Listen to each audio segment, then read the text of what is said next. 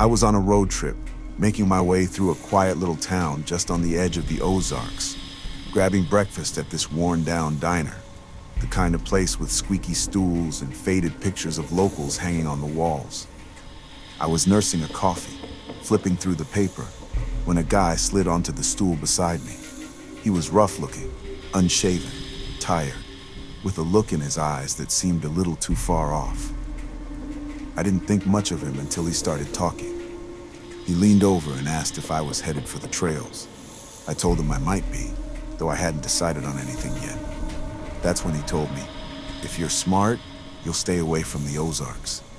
I laughed it off, thinking it was just another local trying to warn off a stranger, but he shook his head, dead serious.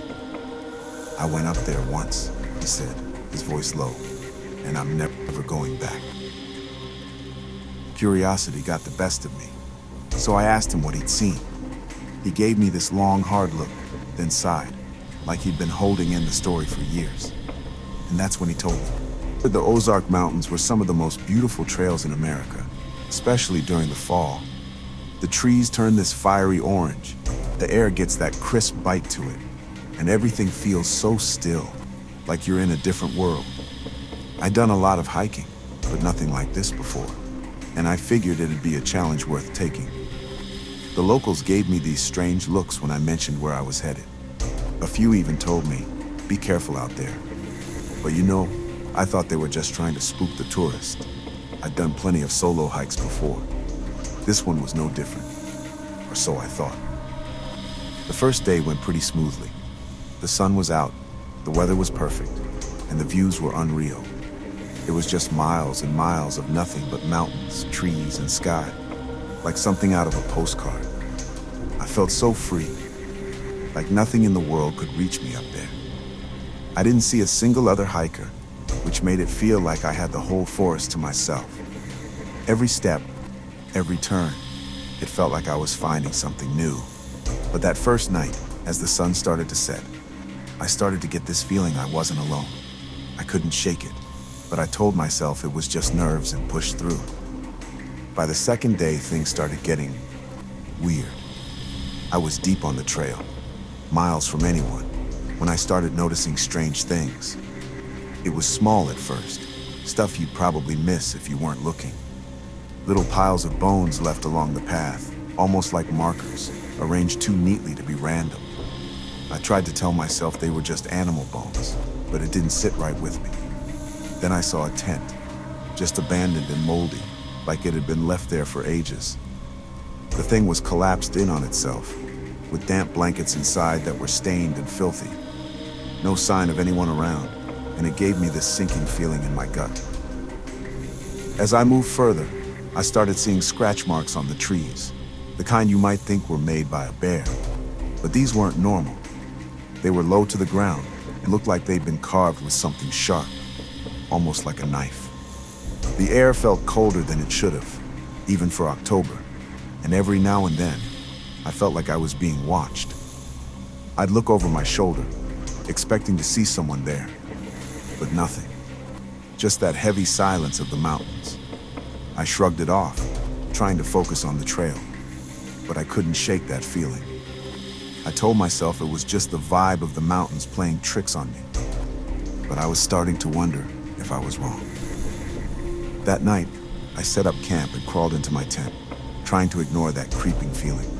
The quiet was too deep out there. No wind, no animals, nothing but my own breathing. At some point, I must have dozed off, but around midnight, I woke up to footsteps outside my tent. Not the heavy steps of an animal either. They were soft, careful, almost human. My heart started pounding so hard, I thought it might give me away. I lay there, holding my breath, straining to listen. The footsteps stopped right outside the tent. Whoever or whatever it was just stood there, not moving, like they were waiting for something. I lay frozen, scared out of my mind, until the footsteps finally faded away into the woods. I barely slept after that, just sat there in silence, waiting for dawn to break. In the morning, I checked around my tent. There wasn't much to see, but in the dirt, there were clear boot prints circling my camp, like someone had been walking around and around. I knew then I wasn't just being paranoid. Someone had been out there, watching me while I slept. I thought about heading back, but I was already a couple of days in, and the way out would be just as long. So, I packed up and kept going, hoping I'd be able to put some distance between me and whoever that was. But as I walked, that feeling of being watched didn't go away. Every time I looked over my shoulder, I thought I saw a shadow ducking behind a tree, but when I turned to check, nothing was there. I started to feel like I was losing it. Around noon, I came across this little cabin off the trail, tucked between some trees. It looked abandoned. The windows were dusty, and the door was slightly open, swinging in the breeze.